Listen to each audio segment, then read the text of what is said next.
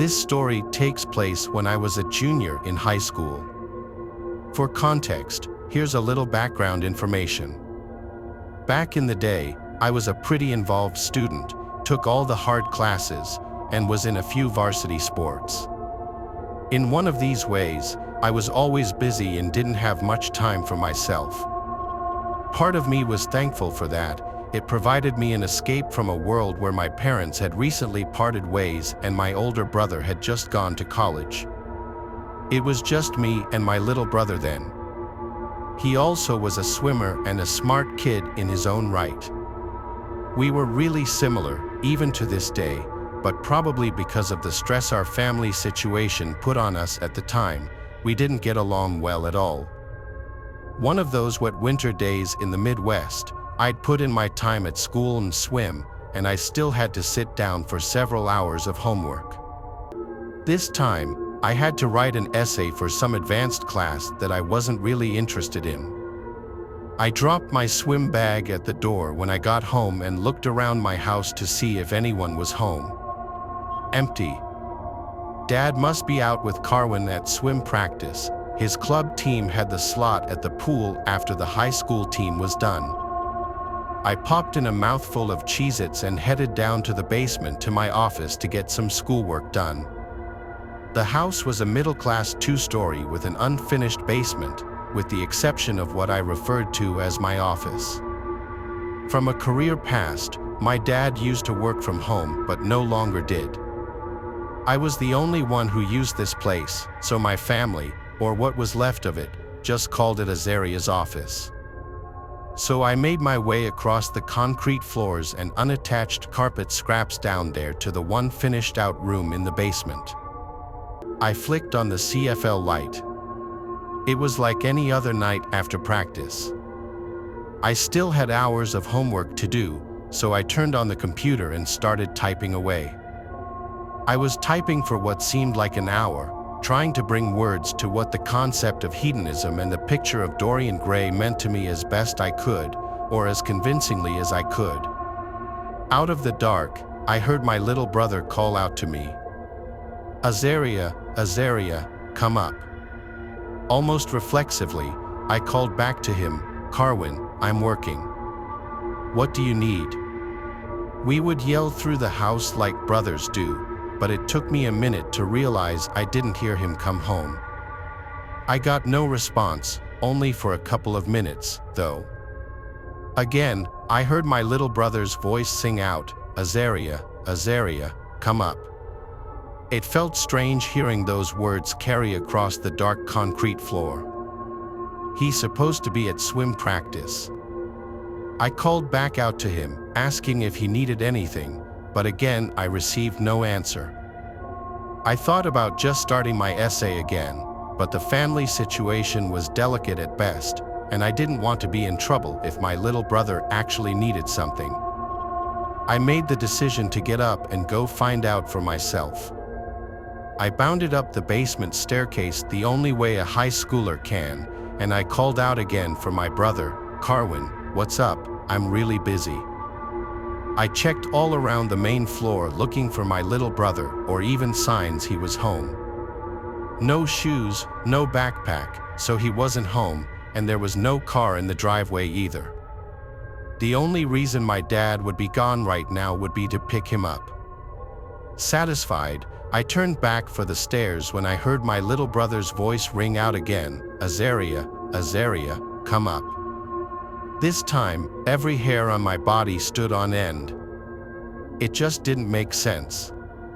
He had to be at practice, and if he really needed me, he would have come to me. I got to the base of the second floor stairs and called out to him one more time, "Carwin, what's going on? Are you okay?" For a minute, no answer. "Carwin, I'm really busy. Can you tell me what's up?" It was quiet for way too long as I stared up the dark staircase. Logically, I had no reason to believe anyone was up there until I heard Carwin's voice calmly speak this time, and not call out in his sing-song way those same 4 words, "Azaria, Azaria, come up." "What?" I asked under my breath. I couldn't comprehend the situation. I did a quick inventory of any probable scenario: break-in, wrong voice, a prank. I would have seen something at this point. It had to be Carwin, and maybe helping him would make me a good brother, so I began up the stairs. My heart pounded with each step, and I was about to make the landing to the dark second floor when I heard the buzz of the garage door motor. I ran back down the stairs and looked out the window. It was my father's sedan, and he and my little brother got out. I stumbled from the window to the hall where they would enter, and I felt my heart almost stop beating. I collapsed on the floor and just started to cry uncontrollably.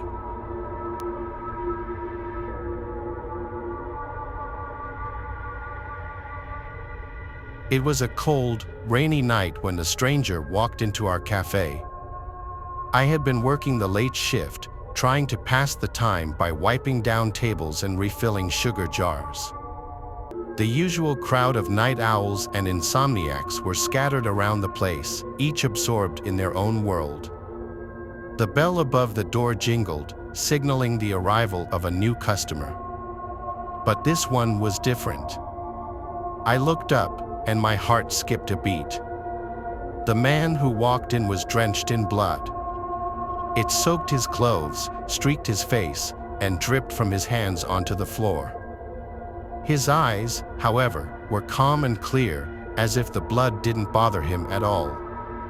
He walked to the counter and stood there, staring at me for a moment. I couldn't move. I just stared back, my mind racing. Who was he? What had happened to him? Should I call the police? But before I could do anything, he spoke. "I'd like a coffee, please," he said, his voice steady and polite. "And a candy bar." I hesitated, my hand hovering over the phone. His request was so ordinary, so out of place given his appearance. Finally, I managed to speak. "Are you okay?" The man gave a small, almost reassuring smile. "Don't worry," he said. "It's not my blood." Those words sent a chill down my spine. If it wasn't his blood, then whose was it? I didn't dare ask. Instead, I nodded and went about making his coffee. My hands were shaking as I poured the hot liquid into a cup and handed it to him. Then I grabbed a candy bar from the display and placed it next to the coffee.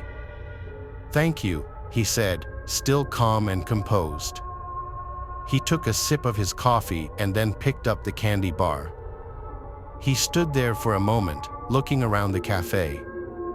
The other customers were starting to notice him too, their conversations dying down as they took in the sight of the blood-soaked stranger. Without another word, he turned and walked out of the cafe, the bell above the door jingling. I watched him through the window as he disappeared into the night, leaving a trail of blood drops behind him. I was left standing there, my mind a whirl of confusion and fear. The rest of the night passed in a blur. I kept glancing at the door, half expecting him to come back or for the police to show up asking questions. But neither happened. The customers slowly returned to their conversations, though the atmosphere in the cafe remained tense and uneasy. When my shift finally ended, I couldn't get the stranger out of my mind. I kept replaying the scene over and over, trying to make sense of it. Who was he? Where had he come from? And whose blood had he been covered in? The next day, I scoured the news for any reports of violence or missing persons, but there was nothing. It was as if the man had vanished into thin air, leaving no trace behind. The only evidence that he had ever been in the cafe was the bloodstains on the floor, which I had scrubbed away as best I could. As the days turned into weeks, the memory of the blood-soaked stranger began to fade, though it never completely left me. I started to wonder if I had imagined the whole thing. But the other customers had seen him too. We occasionally exchanged nervous glances, a silent reminder of the night's strange events. Months later, I was working another late shift when a woman walked into the cafe. She seemed normal enough at first, until she approached the counter and handed me a small blood-stained envelope. My heart skipped a beat as I took it from her. "He wanted me to give this to you," she said quietly, her eyes filled with a strange mix of fear and sadness. Before I could ask what she meant, she turned and left, leaving me alone with the envelope. With trembling hands, I opened it. Inside was a single piece of paper, stained with blood and written in a hurried, shaky script. It read, "Thank you for the coffee and the candy bar. I'm sorry for any trouble I caused. I had to do something terrible that night, but it was necessary. The blood was from someone who had to be stopped. You won't hear from me again, but know that you helped make the world a safer place." There was no signature, no indication of who the stranger was or what he had done. I stared at the note, feeling a mix of relief and unease. The mystery was far from solved, but at least I had some small measure of closure. I never saw the blood-soaked stranger again, but I often thought about him, especially on cold, rainy nights. The memory of that night remained with me, a constant reminder that the world is full of mysteries and that sometimes the scariest stories are the ones that have no clear ending.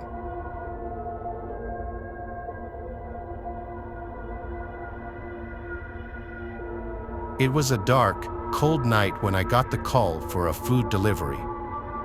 I work as a delivery driver for a small restaurant in town. This call was different. The address was far from the town, near the forest.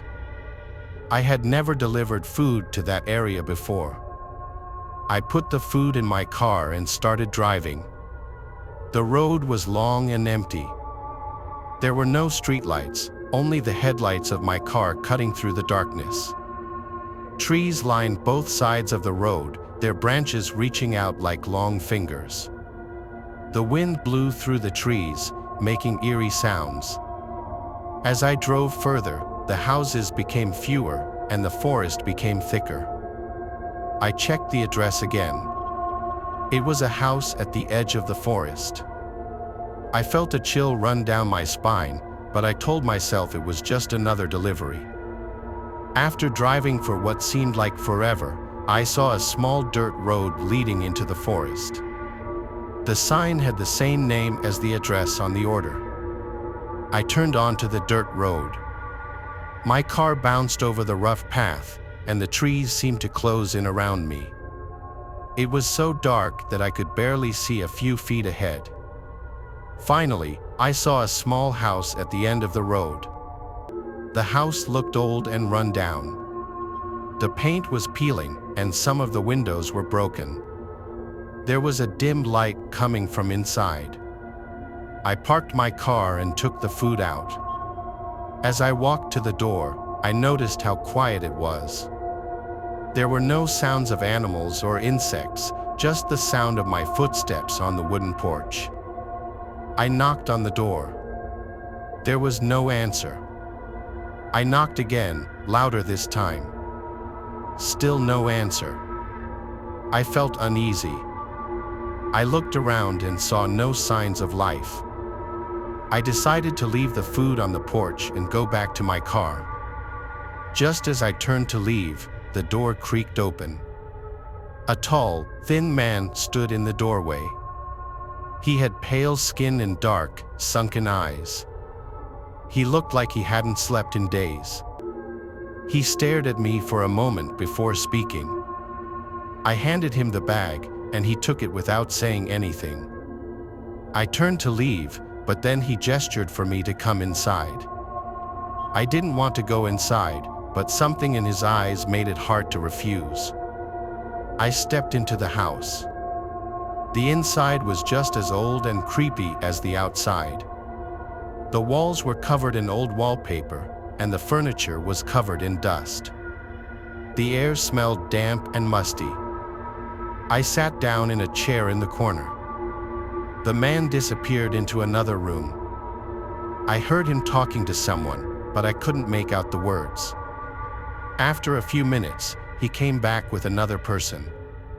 It was a woman, just as pale and tired-looking as the man. They watched me closely as I sat there. The silence was heavy, pressing down on me. I wanted to leave, but my legs felt like they were made of lead. They offered me some tea, which I accepted. The tea was bitter, and I struggled to finish it. They kept watching me, their eyes never leaving my face. I asked how long they had lived there. The man started talking about the house in the forest. His voice was low and monotone, and I found it hard to concentrate on his words. The woman just nodded along, her eyes never blinking. The longer I sat there, the more uneasy I felt. I noticed strange things about the room. There were old photographs on the walls, but the faces were blurred and hard to see. The furniture looked like it hadn't been moved in years. There was a heavy, oppressive feeling in the air. I tried to stand up, but my legs wouldn't move. My heart started to race. I looked at the man and the woman, but they just stared back at me with blank expressions. I felt a wave of dizziness wash over me. The room started to spin, and the edges of my vision began to blur. Suddenly, everything went black. When I woke up, I was lying on the cold, hard floor. The room was dark, and the only light came from a small flickering candle in the corner. The man and the woman were gone. I struggled to my feet, my head pounding. I felt weak and disoriented. I stumbled towards the door, my heart racing. The door was closed but not locked. I pushed it open and stepped out into the cold night air. The forest was dark and silent. I made my way back to my car, my legs feeling like they could give out at any moment. I got into my car and started the engine. The headlights cut through the darkness, and I drove back down the dirt road. I didn't look back at the house. I just wanted to get as far away from there as possible. As I drove back to town, I couldn't shake the feeling of unease. I kept checking the rearview mirror, half expecting to see the man and the woman following me. The road seemed longer on the way back, and every shadow looked like it was hiding something. When I finally reached town, I parked the car and sat there for a moment, trying to calm my racing heart. I told myself it was just a strange, creepy experience, but deep down, I knew something was very wrong with that house in the forest. I never took another delivery to that area again. The memory of that night still haunts me, and sometimes, when I'm alone in the dark, I can still feel their eyes watching me.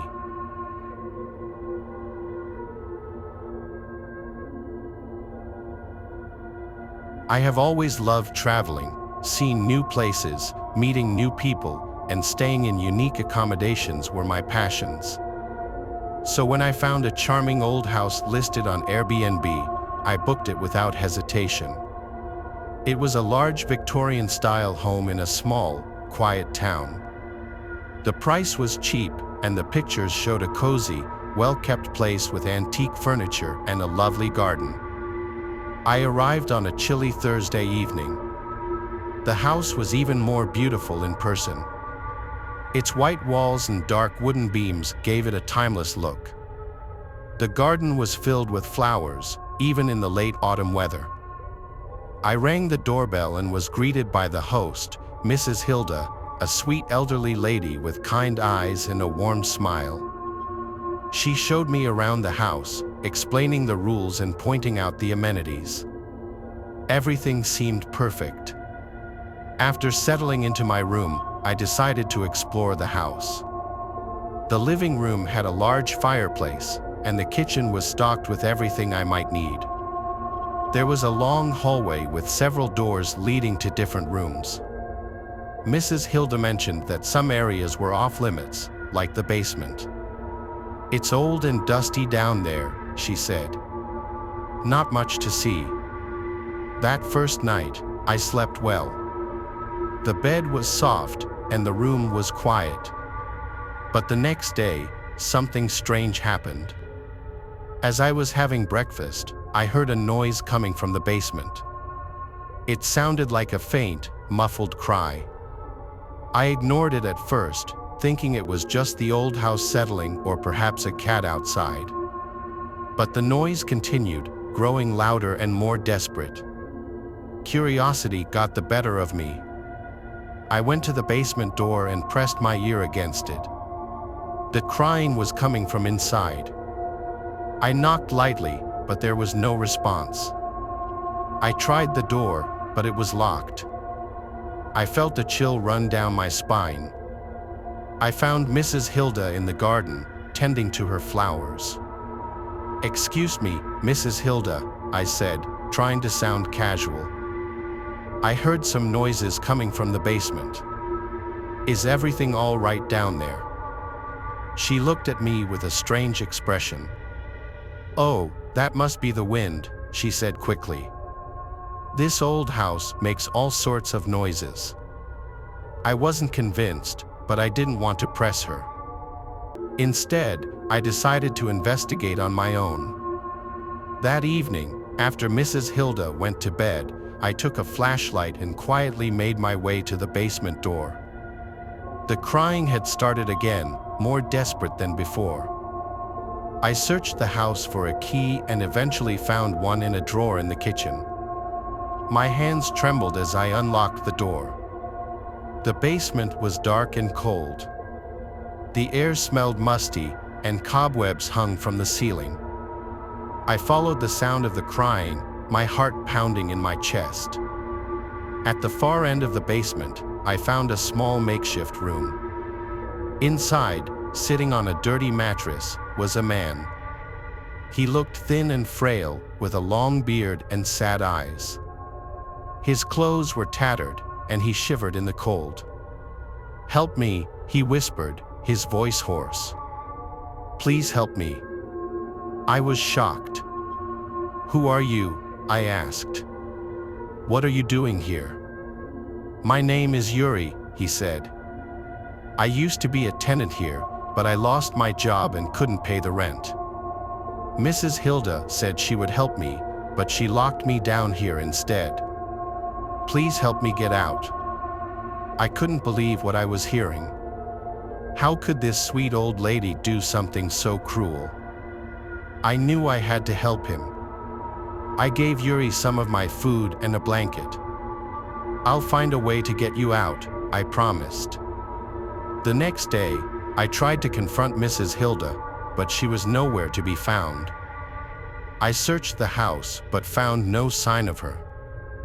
I called the police and explained the situation. They arrived quickly and searched the house.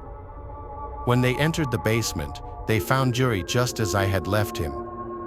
Mrs. Hilda was found later that day in the nearby woods.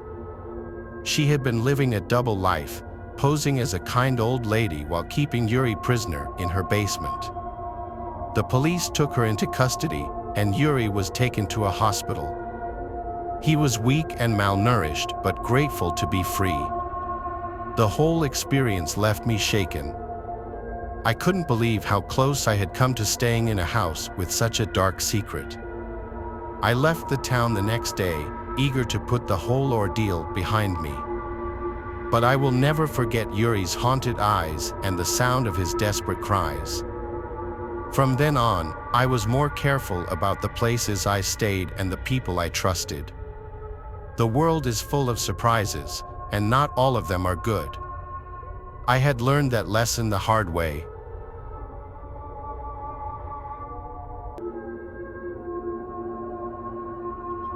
A few years ago, I worked as a pizza delivery driver. It wasn't my dream job, but it paid the bills. One night, I had a delivery to a house on the other side of town. It was a football night, and the streets were busier than usual. The orders seemed pretty standard: a large pepperoni pizza with extra cheese and a side of garlic bread. I remember that night clearly. The weather was cold, and a drizzle had started just as I got into my car. I put the pizza on the seat beside me and started the engine. The radio was playing some old rock songs, which I liked. I drove carefully, watching the road through the misted-up windshield. It was a bit past the promised delivery time when I arrived at the address, but only by a few minutes. I parked the car and grabbed the pizza. The house was dark, which seemed odd since they had ordered food. I walked up to the front door and knocked. There was a long pause before the door creaked open slightly. A man looked out, his face half hidden in the shadow. "You're late," he said in a gruff voice. I checked my watch. "Only by a few minutes," I replied, trying to stay polite. "Sorry about that. It's $18.50. The door opened wider, and I saw there were 3 other men behind him. They all looked rough and intimidating. I suddenly felt very uneasy. The first man stepped forward, and before I knew what was happening, he grabbed my shirt and pulled me inside. "Hey," I yelled, but my voice sounded weak and scared. They pushed me against the wall. The man who had pulled me inside now had a knife in his hand. He pressed it against my neck, just hard enough to make me freeze in terror. "Give us your money," he demanded. My heart was pounding. I reached into my pocket and handed over the money I had earned from the night's deliveries. It wasn't much, but it was all I had. The man with the knife grinned, showing yellowed teeth. "Is that all?" he asked. I nodded, my throat too dry to speak. He stepped back, still holding the knife, and the other men closed in, checking my pockets for anything else of value. They found my phone and took it too. "Please," I managed to say, "just let me go. I won't tell anyone." They laughed. One of them slapped me on the back hard enough to hurt. "Sure you won't," he said sarcastically. I don't know how long they kept me there, taunting me, but it felt like forever. Eventually, they seemed to lose interest. The man with the knife looked at me one last time. "Get out of here," he said, and I didn't need to be told twice. I stumbled out of the house and ran to my car. My hands were shaking so much that I had trouble getting the keys into the ignition. Finally, the engine roared to life, and I sped away, not looking back. When I got back to the pizza place, I told my boss what had happened. He called the police, and I gave them a description of the men in the house. The police took my statement and said they would look into it. For the next few days, I was on edge, jumping at every little noise. A week later, the police called me. They had caught the men. It turned out they were known for causing trouble in the area. I was asked to come down to the station to identify them, which I did. They were the same men who had robbed me. A few months later, I got a call from the police again. They told me that the men had been found guilty and were going to prison. They also said they had recovered some of my money and asked if I could come by to pick it up. I went to the station and was handed an envelope with my earnings inside. It wasn't a lot, but it felt good to get it back. More importantly, I felt a sense of closure. Those men were off the streets, and I could go back to my life without that constant fear.